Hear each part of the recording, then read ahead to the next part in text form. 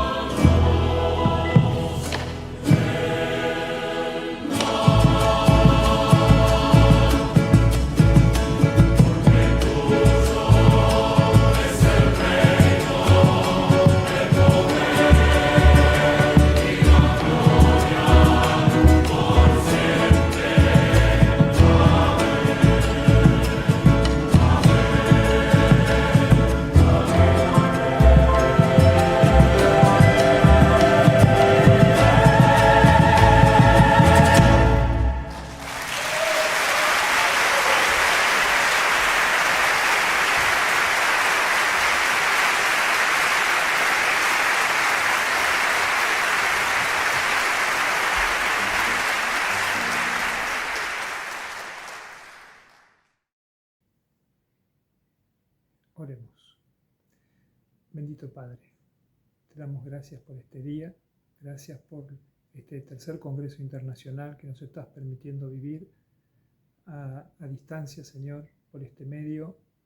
Gracias, Padre, por tu misericordia y porque estás usando a nuestro pastor, Justo Hanse, para entregarnos tu palabra.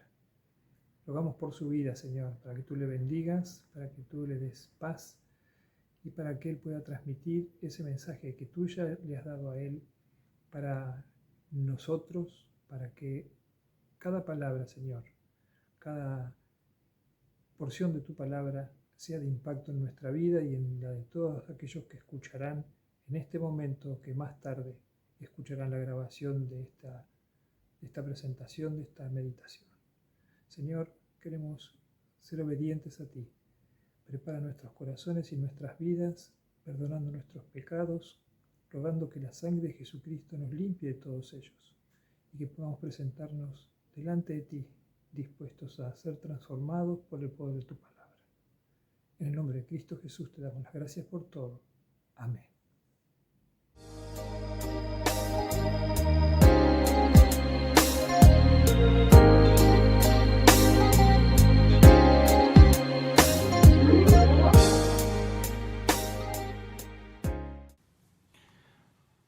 Queridos hermanos, retomamos el desafío de ser seguidores de Jesús y no consumidores de religión, inspirados en las palabras de Jesús, que dijo: si alguno quiere venir en pos de mí, niéguese a sí mismo, tome su cruz y sígame. Esta invitación es para todos e implica una negación a una costumbre generalizada que podría caer en un sincretismo y pensar que cualquier cosa nos lleva o vale para adorar a Dios y para servir a Dios o para creer en Dios. Y esto nos advierte de una contaminación religiosa que suele ser sutil y muy dañina, y por eso estar advertidos y reaccionar ante este planteo profundo que a veces sutilmente nos daña y nos aleja, porque lo que es parecido, lo que parece bueno, a veces podría ser realmente algo falso y muy dañino. Así que yo recuerdo cuando pensaba en estos temas, ¿no? Mirando un himno de selectos evangélicos tan hermoso, tan amado, es himnario para nosotros, cómo hablaba una y otra vez de la vida en el más allá, de la esperanza, y cuando allá se pase lista, y dejo al mundo y sigo a Cristo, ¿no? Y claro, uno se tiene que plantear para qué estamos en la tierra. Esos cantos que nos ayudan a pensar en lo que sucedería después de nuestra muerte, nos alejaban o nos quitaban la mirada del aquí y ahora, que es válido también. Ahora estamos quizás en el otro extremo, ¿no? De querer pasar bien el momento, y hemos perdido el sentido de la trascendencia de nuestra vida. Pero vamos a tratar de analizar algunas cosas. Una primera pregunta. ¿Nosotros como misión tenemos el propósito de salvar a las personas o salvar sus almas? Recordemos que cuando Dios le prometió a Abraham crear un pueblo grande para bendición de todas las naciones, la intención de Dios fue clara. Era bendecir a todas las naciones y lo haría a través de Israel. Israel sería el medio, ¿no? Y hoy nosotros podemos pensar que como pueblo de Dios también la iglesia es el medio para bendecir de parte de Dios a todas las naciones. Y el exclusivismo hebreo no tenía sentido desde un principio, porque Jesús mismo dijo, Dios puede hacer hijos de Abraham de estas piedras, ¿no? Y entonces, ser descendientes de Abraham implica tener la fe de Abraham y el mismo propósito de Abraham de ser de bendición a todas las naciones.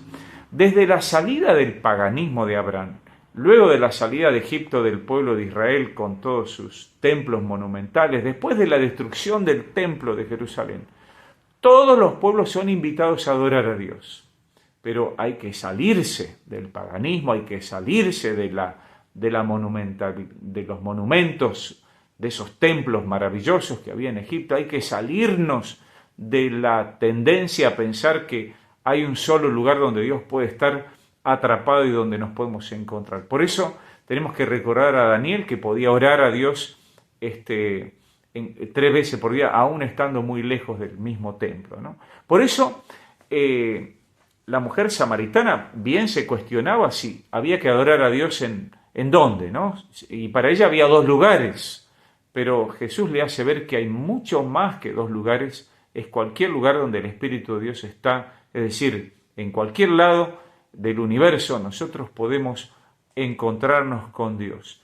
Y notamos que Pedro seguía con la idea de usar el templo, 2 veces el ángel lo libra, pero no hay, en este caso no hubo 2 sin 3, ¿no? Es decir, Pedro tuvo que entender que el templo no era imprescindible para el cristianismo, el templo de Jerusalén. Hoy nosotros podemos reconocer que Dios sigue estando en todos lados y donde haya una persona que busca a Dios de corazón, allí mismo Dios está también abriendo la posibilidad de entablar un contacto con Él. No es imprescindible tener un Estado o un rey como los otros pueblos, es decir, algún tipo de institucionalidad poderosa ante el mundo para tener la eficacia que necesitamos, ¿no? O la capacidad que necesitáramos. Si uno observa en la historia de Israel, en el exilio o a la caída de Samaria desaparecen, entre comillas, 10 tribus de Israel. Pero esas 10 tribus fueron un caldo de cultivo de la fe centrada en Dios, en donde ese pueblo, esas tribus fueron esparcidas. En Samaria, Dios también se manifiesta en Jesucristo, haciendo que esa aldea sea revolucionada con el Evangelio a través de esa mujer, ¿no? En Pentecostés se vuelve a descubrir que todas las tribus estaban expuestas a recibir al Mesías a través de la predicación de Pedro. Ese tiempo, esa era mesiánica ya había comenzado. Y Jesús anticipó la difusión del Evangelio a todas las naciones en la Gran Comisión, pero ellos no debían quedarse en Jerusalén por siempre. No lo pudieron entender. Y aún pensando en la diáspora que vino a causa de la persecución por la muerte de Esteban, ellos pensaban que había que ir por todo el mundo, pero predicando a los mismos judíos que obviamente estaban dispersos por todo el mundo. Les costó mucho entender que era primero al judío, pero no solamente al judío, sino también al griego, a hombres, a mujeres, a libres, a esclavos, a todos. Era necesario predicar el Evangelio a todas las etnias, no únicamente a los judíos. Y no era, en Mateo 24 es claro que Jesús no estaba pensando en que Jerusalén iba a ser un centro eterno de la presencia de Dios, porque Él dijo, no defiendan Jerusalén. Todos los cristianos y hasta el día de hoy, que pretenden defender Jerusalén, ¿no? Lo que se hizo en las cruzadas es realmente triste, en el nombre de Dios. Nosotros no estamos para defender ni un Estado, ni un lugar, ni un templo, ni siquiera el pensar que era necesario hacerse judío para estar como parte de la iglesia o pueblo de Dios, ¿no? El mismo pueblo judío rechazó a su Mesías. Y Jesús hizo una declaración geopolítica que es clara y contundente. Mi reino no es de este mundo. Es decir, sin un Estado cristiano, sin templo, aún perseguidos, la palabra de Dios no estuvo presa. Pero la religión busca un lugar de poder y riqueza terrenal. Sin embargo, el crecimiento de Dios y de su pueblo no depende de posición, logros o propiedades terrenales. Nosotros podemos estar en el mundo sin ser del mundo, y Dios obró de maneras particulares y especiales con cada persona que además, lejos del Estado de Israel como José en Egipto o Daniel en Babilonia, fueron de bendición también a esos imperios. Jesús obró en forma muy personal, y esto también es válido notar. Jesús habló al endemoniado y la familia fue bendecida. Jesús habló a la mujer samaritana y toda la ciudad fue revolucionada por esta mujer.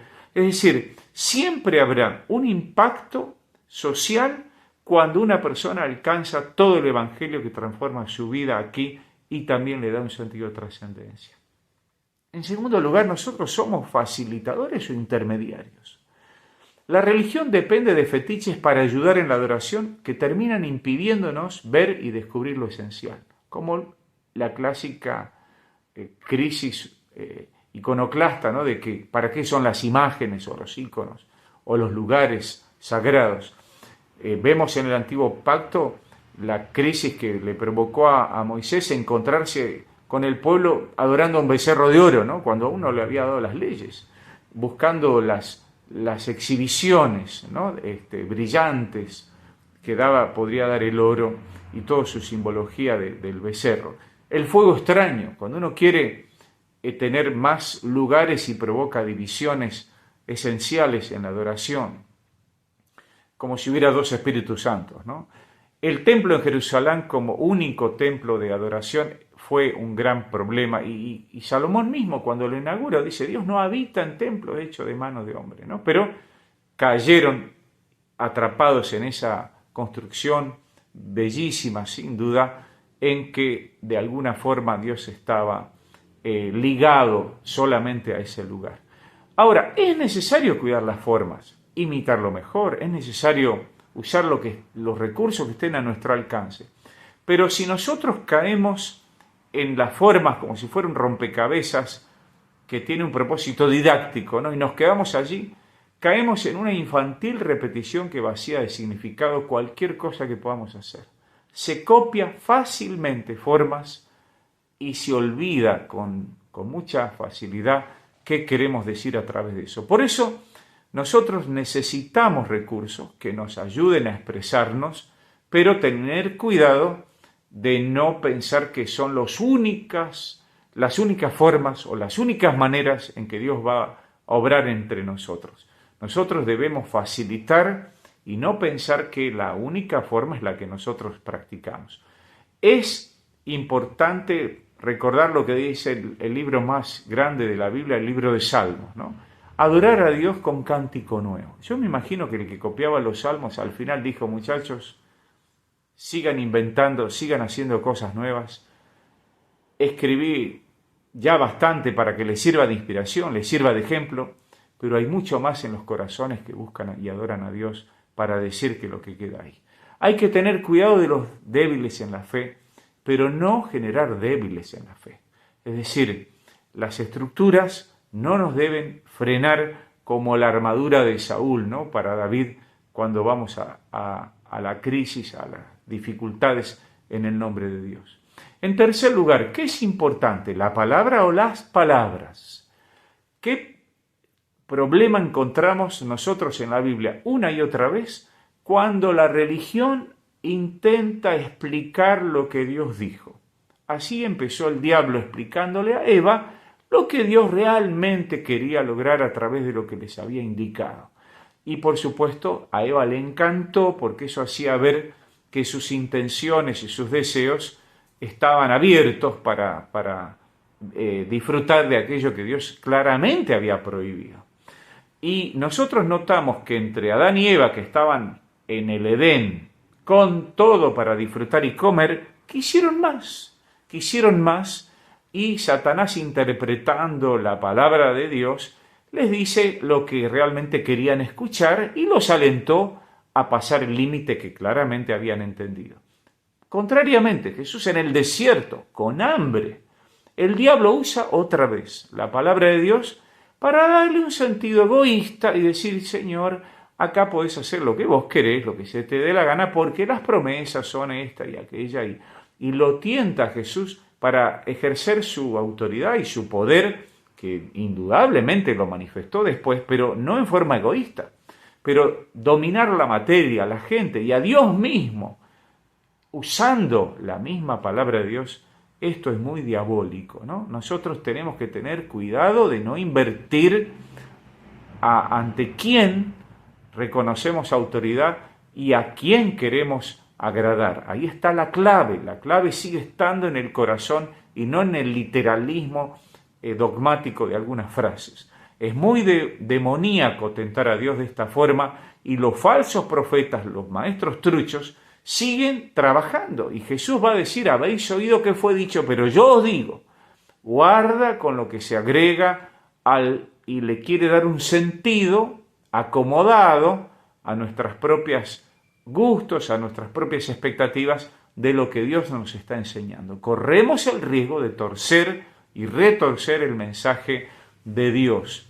La Biblia no depende de una traducción o de una tradición, mejor dicho, que pretende dudar del poder Espíritu Santo, que inspiró la palabra, que la conservó y la sigue iluminando en el tiempo de hoy y sigue provocando clarificación aún en el corazón de los oyentes que a veces escuchan nuestros mensajes con muchas falencias. Pero el Espíritu Santo está allí, revelando, hablando al corazón, y la palabra de Dios sigue siendo una herramienta confiable y válida. Y tenemos que proteger la pureza de esa palabra de Dios sin agregar cosas al texto, ¿no?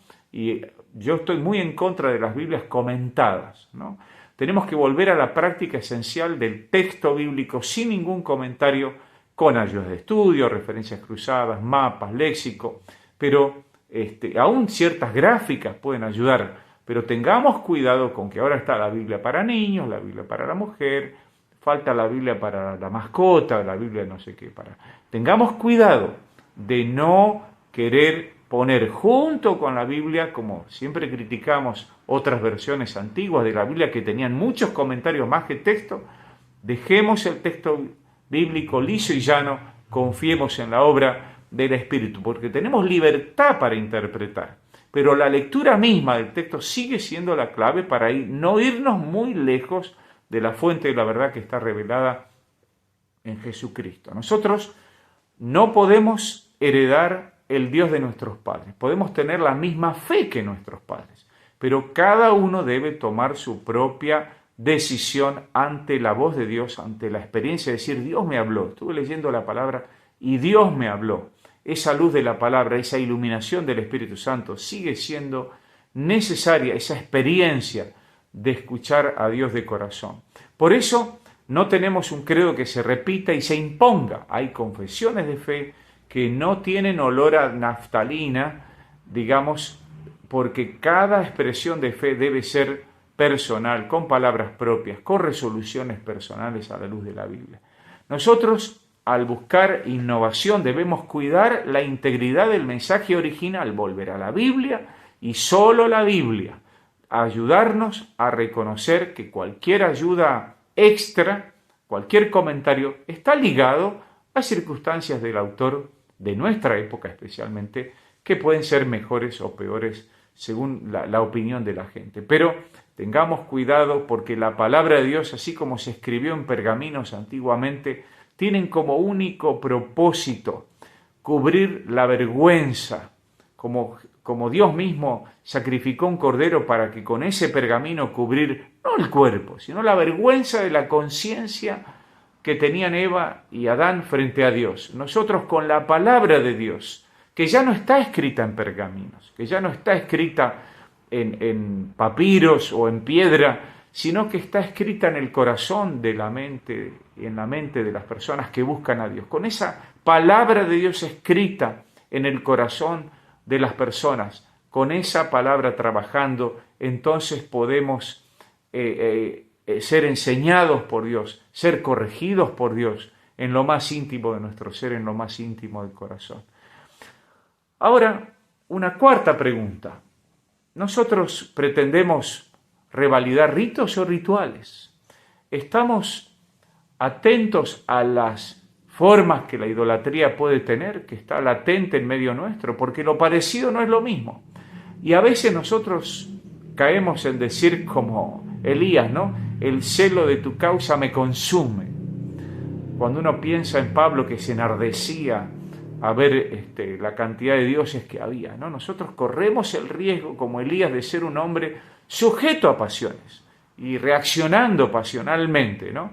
Y aunque su intención fue buena, la metodología que usó era un poco cuestionable, ¿no? Yo creo que si un pastor hoy sale en los medios y dice degolló a no sé cuántos falsos profetas, uno no sé si así era o quien fuera la Abba diría sí, es de los nuestros, ¿no? Uno diría, no sé, no lo conocemos a este tal Elías. Pero tenemos que tener cuidado porque Dios nos libra de nuestros errores y así también Dios tuvo misericordia de Elías y lo hizo descansar, lo nutrió, pero después buscó un sucesor y lo llevó a su gloria, ¿no? El arrebatamiento espero que no nos llegue a nosotros por nuestros errores, sino por la misericordia de Dios. Pero el rito es algo que se hace repetidamente. El rito no es lo mismo que el ritual. Las buenas costumbres dan forma a nuestra conciencia y la ética social se fundamenta en eso, ¿no? Nuestros hábitos desarrollan el carácter y aún nos definen aquellas cosas que hacemos. El que es carpintero, el que es buen cantante, etcétera, al final a veces nos define alguna discapacidad, ¿no? El tuerto, el visco, el bajito, pero no solo las apariencias, sino lo que hacemos nos define. A Jesús mismo la gente preguntó, Jesús preguntaba, ¿qué dice la gente? ¿Quién soy yo? Dice, eres maestro, ¿no? Por lo que sabes hacer, Pero las disciplinas indudablemente forman al discípulo. Nosotros tenemos que tener algo que demostrar a través de nuestra vida. Y la Biblia misma dice que Jesús acostumbraba ir a la sinagoga y el autor de Hebreos dice y advierte, no dejen de congregarse como algunos tienen por costumbre. Nuestros hábitos terminan definiéndonos. Las disciplinas son válidas, las repeticiones tienen valor. Pablo a los Efesios, casi al final, dice, los padres deben guiar a sus hijos en las disciplinas del Señor. Es decir, lo que tenemos que corregir es lo que se instala como costumbre, sea buena o sea mala, hay que trabajar a favor o en contra de que los hábitos que permanezcan y forman el carácter, no los fallidos ocasionales o las buenas obras excepcionales, sino lo que hace carne en nosotros. De esa misma manera, nosotros somos desafiados a vivir con buenos hábitos, con buenas costumbres, con una buena ética, que podamos, que demuestren nuestra fe a los demás. Cuando Pablo le dice a Timoteo, acuérdate de la fe de tu abuela, de tu mamá, evidentemente Timoteo podía recordar el modo de agradar a Dios de sus antepasados para tomar ejemplo, tomar buen ejemplo y ser fiel a Dios en medio de sus pruebas y sus dificultades con esa misma fe que tenían la abuela y su madre.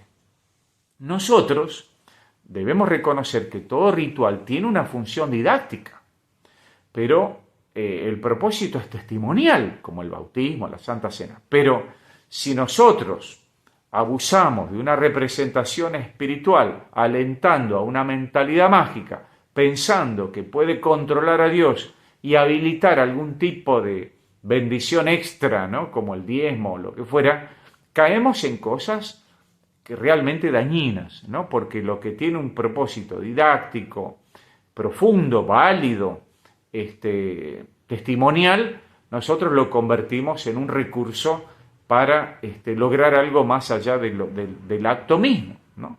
Por eso no tenemos que estar motivados o alentados a una motivación egoísta de conseguir algo que deseamos a través de esas cosas. Porque se invierte el sentido original, que es agradar a Dios, y lo hacemos para lograr algo para nosotros mismos y agradarnos a nosotros mismos. Así que tengamos cuidado, porque la religión alienta a la insatisfacción y jamás es suficiente. Hay que seguir haciendo rituales, hay que seguir haciendo cosas, y al final somos cautivos, clientes, dependientes de una religiosidad que no llena, que no satisface. Nosotros tenemos que aprender de nuestros padres, pero no repetir las experiencias, porque eso no se puede lograr de esa manera. No logramos nada repitiendo cosas, porque cada uno debe vivir sus propias experiencias con Dios. ¿Ustedes se imaginan a Moisés con 2 piedritas tratando de encender la zarza para que Dios le vuelva a hablar como el domingo pasado? Es decir, no tiene sentido. Si sucede algo extraordinario entre nosotros, maravilloso, es hermoso, debería suceder, pero no podemos causar repeticiones a partir de hacer lo mismo que el otro día que pasó esto o aquello. Eso es peligroso porque estamos trabajando en forma espástica, en forma mágica, y realmente es un engaño. Aun si sucedieran las mismas emocionalidades, estamos basándonos en algo muy, muy superficial, ¿no? Invirtiendo que a partir de las emociones lograr algo espiritual no es lo mismo. Ahora, por otro lado, la quinta pregunta, ¿qué es más importante o qué buscamos? ¿Que haya en la gente fe a partir de escuchar la palabra de Dios, o credulidad a partir de que nos escuchen a nosotros. No es lo mismo, no es lo mismo. La credulidad está basada en lo que miramos, en lo que suponemos. Es vano, es algo que no tiene ningún fundamento. El jugador compulsivo juega una y otra vez al mismo numerito porque está convencido que va a ganar en base a su propia ambición, en base a su propio deseo. Está autoconvencido. Cuando uno escucha la expresión abracadabra, está pensando que a partir de palabras se pueden crear las cosas. Y aparece el conejo, ¿no? Ahora, podríamos estar toda la noche a los gritos, como los adoradores de Baal, para que aparezca el fuego del cielo, pero hermanos, no se trata de eso. La religión genera fórmulas mágicas para intentar repetir o simular milagros y alientan a esa credulidad y entonces lamentablemente caemos en una frustración una y otra vez. Nosotros tenemos que tener cuidado con el literalismo bíblico por falta de entendimiento y de comprensión y no tener ese discernimiento espiritual para captar lo que significa orar en el nombre de Jesús, o orar poniéndonos de acuerdo 2 o 3. Y entonces uno escucha, ¿no? Ese tipo de formulismo religioso que intenta lograr el poder del acuerdo. El acuerdo no tiene ningún poder. Lo que tiene poder es el acuerdo buscando a Jesús. Es decir, hay algo allí que tenemos que captar, que está más allá de esas mismas palabras. Entonces uno queda mirando muy sobre lo superficial y muy lo terrenal y no podemos dimensionar la obra sobrenatural de Dios. Ahora, obviamente, la religión alienta a mirar al otro para emular experiencias ajenas en lugar de Dios. Ustedes recordarán, lamentablemente, que en el momento de la ofrenda, Caín miró con celos la forma en que Dios miraba a su hermano y aceptaba lo que el hermano estaba haciendo y el hermano estaba concentrado en adoración hacia Dios y su sacrificio fue, de alguna manera que no está explicado, válido o revalidado por Dios. Y él se dio cuenta que lo suyo no llegaba ni a las nubes, y entonces quiso eliminar la competencia, ¿no? Los celos lo llevaron a un acto terrible al final del culto, al final de la adoración. Nosotros tenemos que tener en cuenta, en cualquier acto de culto, estar mirando a Dios y no lo que hace otro.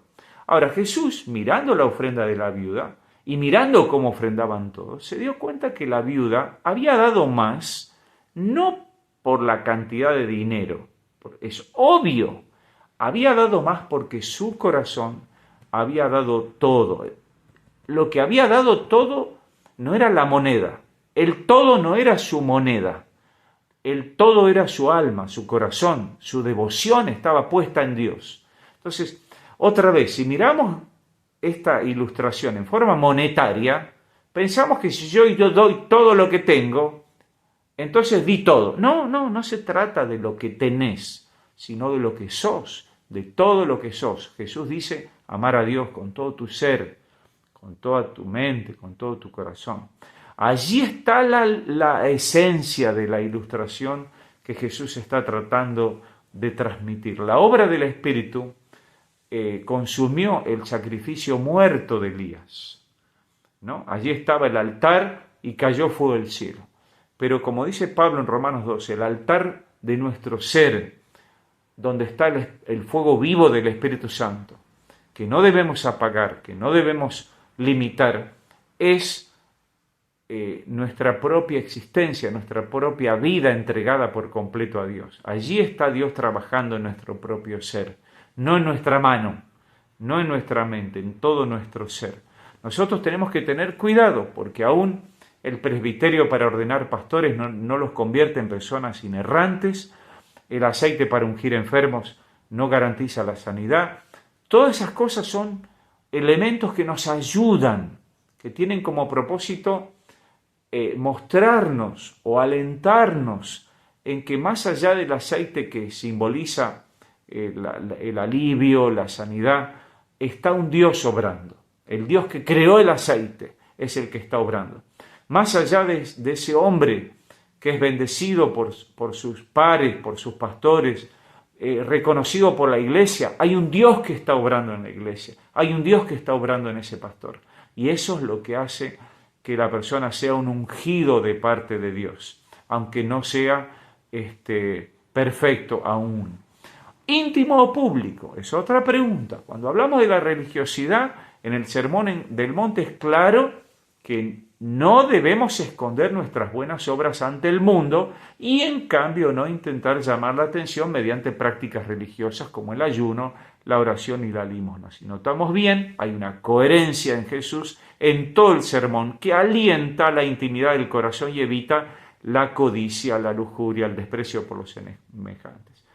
La religión alienta a los hombres a ser vistos por los hombres, en lugar de buscar ser aprobados por Dios. Por eso Pablo le dice a Timoteo, procura con diligencia ser aprobado por Dios. Y Pablo va a decir a los corintios, en poco tengo ser juzgado por ustedes, ni mi propia conciencia me puede justificar, aunque yo tengo buena conciencia, Dios va a juzgar a todos a su debido tiempo, manifestando las intenciones del corazón. En el templo, en el momento de la oración, el fariseo miraba con desprecio al publicano. ¿Ustedes se acuerdan? Y ese publicano se golpeaba el pecho pidiendo misericordia. La pregunta que podríamos hacernos al final del culto es, ¿quién vuelve justificado a su casa? ¿De qué manera fue expresado mi adoración a Dios como para que yo vuelva a mi casa justificado? Los cultos podrían confundirnos con sensaciones y no hay ningún cambio profundo. Por eso uno mira hoy la gente que intenta captar las cosas con el celular, ¿no? No está mal, pero cuando Jesús tenía 12 años, María y José fueron al templo y ese día María se olvidó el celular y no lo pudo filmar a Jesús. Y cuando estaba volviendo, quiso sacar una selfie y se dio cuenta que Jesús no estaba. Entonces pegó la vuelta y encuentra allí a Jesús, ¿no es cierto?, otra vez, pero ya discutiendo con los maestros y tratando de justificar su presencia allí de una forma que María todavía no podía entender, pero dice, la guardó en su corazón, guardaba en su corazón todo lo que estaba sucediendo, lo guardaba en su corazón. Hermanos, hay que guardar las cosas en el corazón, no en el celular. Tenemos que grabarlo en el corazón. Por eso es importante reconocer que nuestra memoria puede fallar algún día y es notable aquellos que están enfermos a veces de Alzheimer, que en el momento de orar parece que recuperaran la memoria.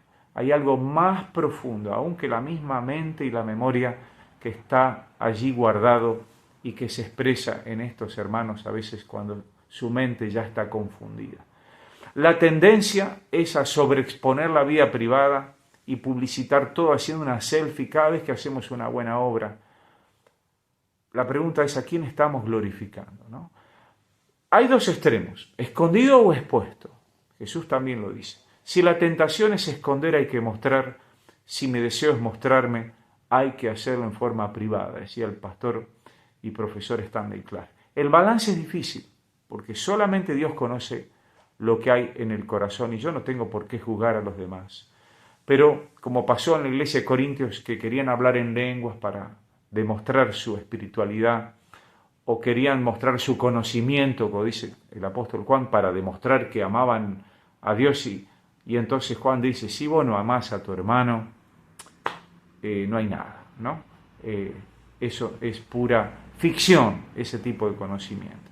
Por eso tenemos que tener cuidado que nuestra ofrenda, que siempre fue pública, hoy la disimulamos con un sobre, para que evitar la jactancia y todos juntos ofrendamos como iguales ante Dios, aunque las diferencias de la cifra no tengan importancia. Dios sabe cuánto costó para vos entregar esa ofrenda. Hay un balance allí entre la cantidad y la calidad con que lo hacemos, haciéndolo con alegría. La clave es que todo lo que hagamos, sea de pensamiento, de intención, tenga como propósito la gloria de Dios. La religión produce jactancia y no glorifica a Dios. Jesús, es notable que muchos de sus milagros intentaba que sean en secreto para que solamente Jesucristo sea glorificado. Aún el ciego, aún la muerte y enfermedad de Lázaro fueron para gloria de Dios. Yo a veces no lo entiendo esto, pero Dios puede ser glorificado. La última pregunta, ¿simples o sofisticados? En el Edén había una sola prohibición para poner a prueba la confianza y la obediencia de Adán y Eva. No fue superada. Con Noé, la norma fue muy simple, respetar todas formas de vida. Con Moisés, 10 mandamientos. En la época de Jesús había miles de reglas. Y Jesús dice, habéis oído que fue dicho, pero yo os digo, vuelve a lo simple del corazón. Jesús dice, todo se reduce en un mandato esencial, amar a Dios y a tu prójimo. Eso trae verdadera libertad. La obra, el ejemplo, las enseñanzas de Jesús le dieron sentido a estas palabras, para que aprendamos a amar como Él nos amó y siendo amados por Dios poder amar a los demás. Es inevitable que a mayor inmadurez, a mayor ignorancia, debe haber más control, más reglamentos. Pero la iglesia no puede ser una eterna guardería. Hay un momento donde las personas van a estar solas en el desierto de la prueba y van a tener que poder distinguir la voz de Dios de la voz de sus propias interpretaciones de la palabra de Dios. A modo de conclusión, ¿tenemos confesiones de fe o credos dogmáticos? Si vos tenés esa fe como me enseñaron a mí a los 11 años, creo en Jesucristo como único y suficiente Salvador personal, esta declaración para mí fue base de mi posibilidad de ser bautizados. Nosotros somos una iglesia que tiene una fe apostólica, que está basada en los testigos de la resurrección en el Nuevo Testamento revelado por el Espíritu Santo. Es el único nombre dado del cielo a los hombres, dado por el cielo a los hombres, por quien podemos ser salvos. La religión propone medios y mediadores para llegar a Dios. La idolatría socava, la afirmación está socavada, ¿no? Cuando los profetas decían los otros dioses no son nada. Hay muchas cosas que no son nada, que son en vano, que tenemos que estar advertidos. Y no podemos caer en un sincretismo respetuoso que alienta a creer en todo, generando un vacío lleno de confusión. Tenemos que tener cuidado que nuestra fe siga siendo cristocéntrica. En una cultura narcisista, egocéntrica, tenemos que recordar, niéguese a sí mismo. Recordar que nuestra fe es suficiente en Cristo. No podemos sacar nada ni añadir, dice el apóstol Juan. Nosotros vemos que la religiosidad genera una necesidad adictiva, insaciable, con pequeñas dosis de autocomplacencia, pero el consumismo religioso revela una gran insatisfacción. Las obras meritorias, por buenas que sean, si son motivadas para lograr la salvación, nunca serán suficientes. Y Jesús en el Sermón del Monte señala una y otra vez que las intenciones definen la eficacia. Aún al orar, dar limosna, ayunar, debemos estar procurando agradar a nuestro Dios. Por eso Jesús dice, lo que contamina es lo que está en el corazón. La obra de Dios se inicia en el corazón del hombre para que sus palabras y sus actitudes puedan cambiar. Por eso es notable que David, que era un adorador, Dios mira su corazón, a pesar de las cosas que hizo, porque él podía decir, Jesús es mi pastor, Jehová es mi pastor, nada me falta. Él es todo para mí, dicen algunos creyentes al momento de bautizarse. Jesús es nuestro Salvador, nuestro único suficiente Salvador, porque si hubiera otro evangelio sería una maldición. Es el único medio para llegar a Dios. No hay templo tan alto para llegar a Dios. De la misma manera, no hay ninguna cosa que por soberbia y autosuficiencia que nos genere, no vamos a alcanzar esa presencia de Dios, sino es solo a través de Jesucristo que nos ha salvado, el Santo que se entregó por los pecadores. Sigue siendo personal, porque cada uno debe decidir poner en Cristo la confianza. Tu pueblo será mi pueblo, tu Dios será mi Dios. ¿Se acuerdan de esa enseñanza del libro de Ruth, ¿no? Hacia Noemí? Es personal. Puedo tener un vínculo y creer en ese Dios vivo y cercano que está revelado en la historia, que interviene en la historia, es personal porque depende de mi decisión, de mi decisión. Eso no significa que sea individualista o intimista, pero sí se va a expresar en comunidad en la iglesia local como agencia del reino de Dios. Por eso Jesús dijo a sus discípulos: si alguno quiere venir en pos de mí, niéguese a sí mismo, tome su cruz y sígame. Por lo tanto, seamos seguidores de Jesús y no consumidores de religión. Abrimos el tiempo de preguntas.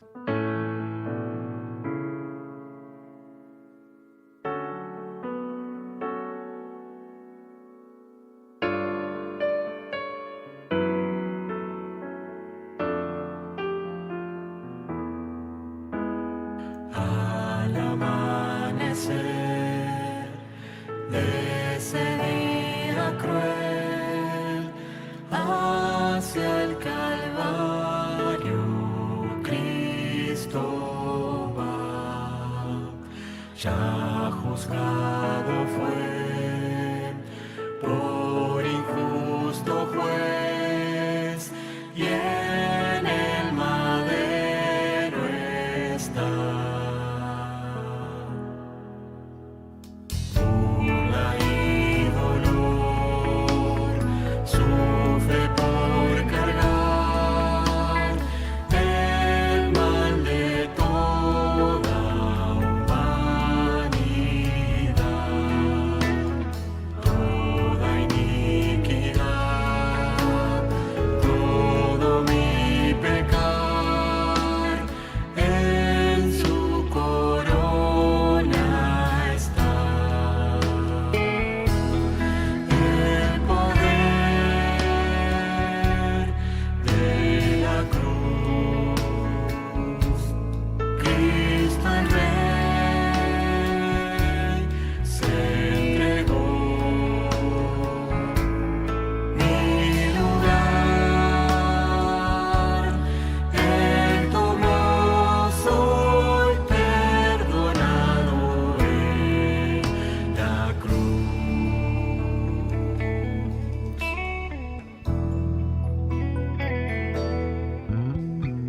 El sol pierde